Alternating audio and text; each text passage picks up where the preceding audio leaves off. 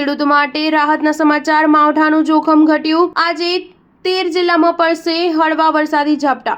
ગુજરાતમાં વેસ્ટર્ન ડિસ્ટર્બન્સનું સંકટ ઓછું થતાં જ માવઠાનું પ્રમાણ ઘટવા લાગ્યું છે। મંગળવારે 5 તાલુકામાં જ સામાન્ય ઝાપટા પડ્યા હતા, જો કે ગુજરાતના કેટલાક તાલુકામાં હજુ 2 દિવસ સામાન્ય માવઠાની સંભાવના છે। મંગળવારે બોટાદના બરવાડા, અમરેલીના ખાંભા, છોટાઉદેપુરના ક્વાંટ અને તાપીના નિઝરમાં વરસાદ જોવા મળ્યો હતો। હવામાન વિભાગની આગાહી અનુસાર બુધવારે બનાસકાંઠા, પાટણ, મહેસાણા, સાબરકાંઠા, ગાંધીનગર, વડોદરા, છોટાઉદેપુર, નર્મદા, નવસારી, વલસાડ, રાજકોટ, જામનગર, પોરબંદરમાં હળવા ઝાપટા પડી શકે છે।